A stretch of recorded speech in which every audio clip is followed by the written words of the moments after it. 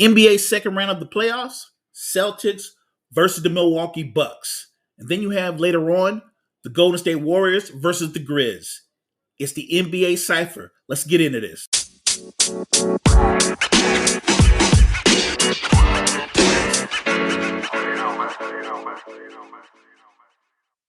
Celtics and Bucks just tipped off. Now, there are obvious factors whenever you match up with the Milwaukee Bucks. But let's start with the obvious. Chris Middleton is out. So now you're down a man, not just a man, but someone who can give you 25 to 30 on a given night, and he's a versatile defender. So Milwaukee is going to have to find a way to generate offense, maybe from Grayson Allen or Pat Connaughton. They're going to have to make a group effort, and they're going to have to get a big series from Jrue Holiday. He's got to be more efficient like he was in the regular season, and he has to maintain being aggressive. An aggressive Jrue Holiday elevates the Milwaukee Bucks, even without Chris Middleton. Giannis will have to pick his spots. They have to go into this series knowing that Boston is going to put bodies on him. Robert Williams, Grant Williams, Al Horford, Daniel Tice. They have the bodies and they have the skill, not to mention the collective team defense, to slow him down. He's got to find a way to counter that with movement, with motion, taking every opportunity he gets in the open court, as well as being very efficient from the free throw line when he gets there. For Boston, you maintain what you've been doing. The ascension of Jason Tatum. If he's still elevating, even better. Jaylen Brown seems to be elevating with him. Then you've got Marcus Smart, who can hit timely shots and is the reigning defensive player of the year. What Boston has is defensive versatility. Their three best players can go multiple positions. They can lock down the wings, and they can actually play bigger players. What's unique about Marcus Smart, even though he's 6'4", 6'5", he can guard all five positions. And Tatum and Brown, the greatest compliment I can give them is they don't defend like their number one options. They don't defend and play defense like their primaries offensively. They defend you at a high level. They defend you like they're defensive specialists.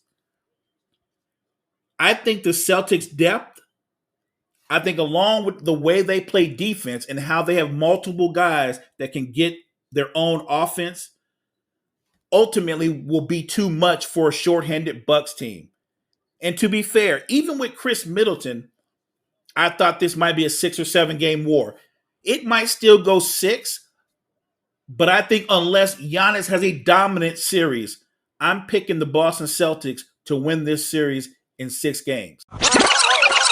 Out west, you've got the Grizz versus the Warriors. In this talented young Grizzlies team, their core players, they're 25 and under, other than Dylan Brooks, who's 26. And when you look at what Desmond Bane gives you, what John Morant gives you, along with Brandon Clark, who was a beast last series versus the T-Wolves, Brandon Clark might be the guy that gives the Warriors the most problems when they go to that smaller lineup, the depth lineup. Brandon Clark is a bear on the offensive boards. He had 23 offensive rebounds in the last series alone. What I will say to this going into this series, we know that Minnesota's young. We know they're talented. They're fearless, but they can be mistake prone. And that starts with their best player. As gifted, as talented, spectacular as John Morant is, he can oftentimes force the action. He can over-penetrate. He can be less effective. Now, we're talking about someone who averaged 21 points, 9 rebounds, and 10 assists the last series, but he shot under 40% for the series, shot 20% from 3. Where he was effective was his ability to get to the basket and get to the foul line. In a 6-game series, he shot 66 free throws. That's the plus side. The downside is he only made 47 of them. He's got to hit a higher percentage versus Golden State. And those silly mistakes that they made the last series versus the Timberwolves, that will end them. That will cost them versus this veteran Golden State team. So when I'm looking at the talent and the depth that they have, and let me not forget Jaren Jackson, Tyus Jones, who might be the best backup point guard in the NBA. Dylan Brooks, the whole squad. They have to come in here with the mindset they're not going to beat themselves. And I think their biggest struggle is when you're dealing with Golden State, there's the movement of bodies and the movement of the ball. And Golden State can kill teams with DHO. That's dribble handoff for people who use that kind of terminology. Their dribble handoffs, and also Golden State is still the best screening team in the NBA. And that starts with Draymond, but their stars adopted too.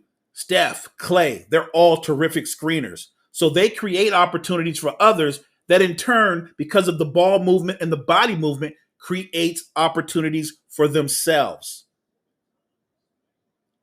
Memphis is going to have to slow the pace down. I don't think they want to play fast with Golden State because that would be a mistake. Here's my bonus take for each team.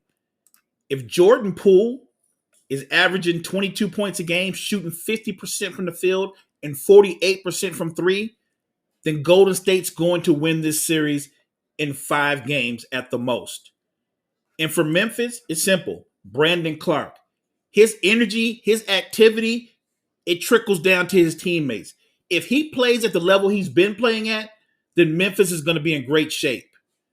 It's the NBA Cypher next time.